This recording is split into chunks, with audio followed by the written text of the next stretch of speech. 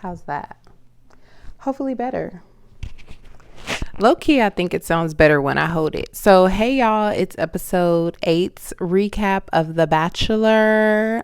Joey, as we all know, is The Bachelor and he only has a couple more weeks remaining for this season. So, it's hometown time where he goes to visit all the families of the 4 women remaining. Wait, my husband told me I talk slow. And my son said, yeah, you do talk slow. So do I talk slow? But I feel like I talk at this speed because that way the words really land. You know what I'm saying? So let me know if y'all think I talk slow. Anyway, if you guys want to know how hometowns went and who was sent home, stick around. I'm going to tell. Hello, stranger. It's been a minute since we last kicked it. And by the way, just got in town. Okay, y'all. So this week started off with none other than Maria's family. Just a clip from when he goes to hometowns with her. But of course, it started off with more Maria. Okay. It was Maria's dad and her family sitting around the table. And it definitely gave soprano mafia vibes, the way they tried to play that music and just be so over the top. They meaning the Bachelor production crew, whatever. But we are going to get to Maria's family a little bit later. First up, we went to my favorite place, New Orleans, to visit Kelsey A's family. Oh, now I gotta go pay my phone bill. I will. No, I already paid that bill. They must be late. Anyway, okay, y'all. So first we went to New Orleans to see Kelsey A's family. They rode a tandem bike and basically they didn't really do that much. They went in a park and she did get to see, this is much, right? She saw a lot of butterflies, which reminds her of her mom, who again has passed away. She saw a lady taking some bridal portraits in the garden and she was kind of feeling a little sad because her mom would not be able to meet Joey. Totally understandable. They really just talked and spent some time outdoors. Joey said he could see every day being happy with Kelsey. So that is a good sign. Remember I said I don't know who's in my top 2 with Daisy? Well, I'm thinking it may be Kelsey. So we will see. They did go and meet Kelsey's family, which of course people are already saying like Kelsey's dad should be the next Golden Bachelor. I feel like her mom just passed away maybe 2 years ago, so that may be a little soon for him, but he does look like he is a good little catch. Okay. I don't want him, but she do got to find daddy. While at the house, they bought out old family photos. And of course, Joey was able to see pictures of Kelsey's mom. Kelsey spoke with her sister and her family just seems like they have a really good energy. So the sister was saying she just wants Kelsey to have good times, no bad times. And I feel like that's what any family who really loves their family member, especially going through this process, they would want the same. She had an emotional moment talking with her dad, talking more about her mom, of course. And I just thought it was really nice how, although her mom has already passed away, they made sure to keep her included in that hometown visit. So far, the dad did seem to get along with Joey. No shocker there. She did tell her dad that she thinks she loves him. So that was nice to hear as well. Next up was Rancho Cucamonga. And I'm looking like, who live in Rancho? But Rachel, she said that they were going to Rancho because they weren't able to go to Hawaii. So I don't know if that wasn't in the Bachelor's budget this year. Hawaii ain't even expensive to go to for real. Like when I think of Bachelor budget, it's like that's not even expensive, but okay. They bought Hawaii to Rancho and I think she said it was her aunt's house. Before meeting the family though, she did kind of give them a little quick heads up. When you meet my mom, make sure you grab her hand and nod your head, I think, on the hand, and that's like Filipino culture. She also said, make sure you call my dad Mr. Nance, and then later, eventually, you'll be able to call him uncle. And I'm looking like, well, when do he get to call him daddy-in-law or like dad or father?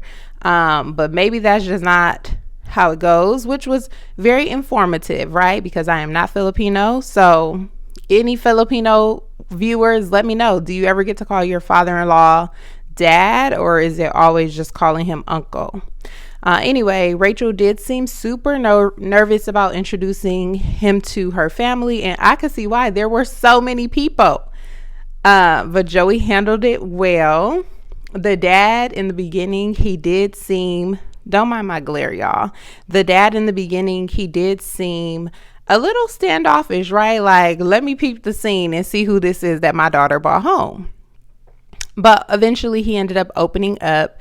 The mom let Joey know, if you're interested in a woman in the Filipino culture, you would eat the ear of a pig. Like, it was like luau style vibe. And so he's like, sure, no problem. He ate that pig's ear, and it just seemed like they got along well.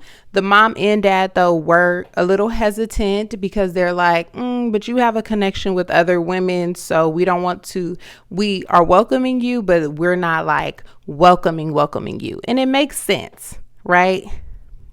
Joey did ask the dad, he let him know that before he proposes to anyone, he would like to have the dad's hand in marriage, or the dad's blessing to ask for the hand in marriage. The dad was like, if it gets to that point, you have my number, you can call me in that moment. And I was like, damn, this daddy ain't letting up.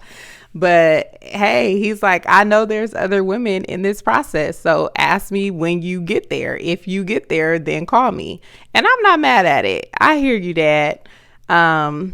But yeah, Rachel did let Joey know that she's falling in love with him and she sees a future with him.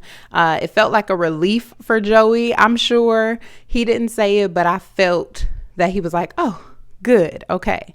Because again, he did just meet a whole lot of people for her family. Next up, they went to Minnesota to meet Daisy's family. He got to spend time on the Christmas tree farm where she grew up. They had hot chocolate, made cookies, made ornaments, spent some time with llamas, and it just looked like a fun, happy environment. Of course, it's Christmas vibes in whatever month it was that they were recording. Some of her friends decided to show up, which was really nice because I think birds of a feather flock together. So Joey was able to kind of get a better idea of like how she is around with her friends.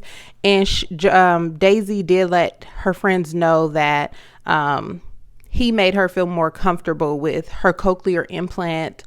She was kind of nervous, like how would guys accept that? And he, kind of helped her not be as self-conscious about that. She was able to see herself in a better light because of him. So props to Joey.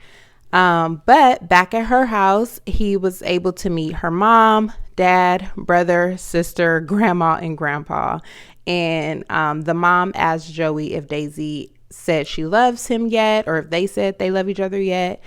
Joey let the mom know that Daisy was waiting to see how he is with her family before she really opens up, because again, they are protective. I feel like anyone who loves your family member will be protective, but she didn't want to really open up until she got to see how they all were together. She seemed like she really, really cared about getting the validation from her family.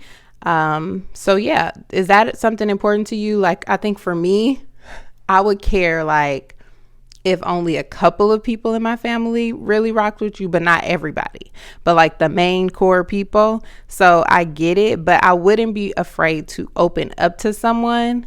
And then if my family doesn't like you, I would probably try to be like, well, just give him a chance, but no, she wasn't trying to say nothing until her family met him. So yeah, that was that. After meeting with the family, she did let Joey know she's fallen in love with him. So that was nice, I'm sure, for him to hear. Last but not least, I thought we were going back to Canada, but no, we were going to Niagara Falls, New York. So Maria's family, I swear she said she was from Canada. But yeah, basically they went to Niagara Falls, New York, and they got on a boat. I forgot what the boat is called, but they get really wet on the boat, and she had shots for them to take. And yeah, they just looked like they were having a lot of fun. She did say she wanted to talk with him, and they just went over how Maria almost went home the other week. And he asked her when was the last time she brought someone home. She let him know that she never brought anyone home before. So, she's super nervous about bringing him home. And it all makes sense. When she got home, the dad was very much like, this is my pride and joy. Okay, you're not about to play with her. He wasn't mean about it, but you can tell he said, that's my princess, that's my angel. And that was that. Okay. She did say that she will open up to him and tell her how she loves him, because the dad let her know, like, you should let him know, like, if it works out, it works out. If not, those are not the words, but basically that was the vibe. And she just was like, yeah, you're right, I am going to open up to him. They showed home videos, and the family was looking out the window like watching them, and it was cute. It was really cute. She planned on letting him know how she felt, but later when it was time for him to leave, instead of her telling him she loves him, she told him she appreciated him. And I'm like, Maria, no, girl, like, this is your moment.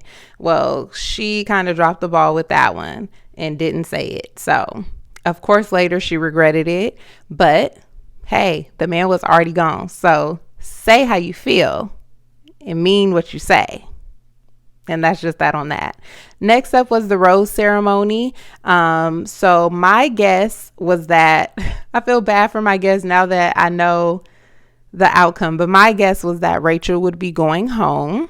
There was only 3 roses to give out. He then, walked in, and Maria was like, Joey, can I talk to you? And everybody's looking like, what's going on? Like, girl, no, none of us get a chance to talk to him. So why do you think you get to talk to him? He's like, sure, of course. So Maria ends up going out talking to Joey before he hands out the first rose. And she let him know, like, I don't want to regret anything. So I do want to let you know that I am falling in love with you, and I would have regretted going home. And she was like, regardless of which way you choose, I just had to let you know. So they go back inside. Rachel asked Maria, like, what was that about? And she was like, I don't know. And Rachel was like, you don't know, but you asked to talk to him, like, make it make sense. She was like, the math is not mathing.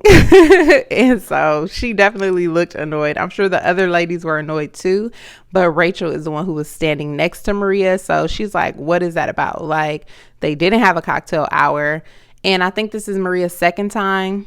I don't know if Maria pulled him the last time or if Joey's the one who pulled Maria, but either way, Rachel looked annoyed, and I'm sure the other ladies were a little annoyed too. All right, y'all. So let's figure out who got these roses. Daisy got the first rose. She's been in my top 2, so there's no surprise. Kelsey got the second rose, and drum roll for who got the third rose. Who y'all think? Press pause and put it in the comments. Let me know who y'all think got that third rose. It was Rachel. Rachel got the third rose, which meant Maria had to go home, y'all. Maria finally is leaving The Bachelor.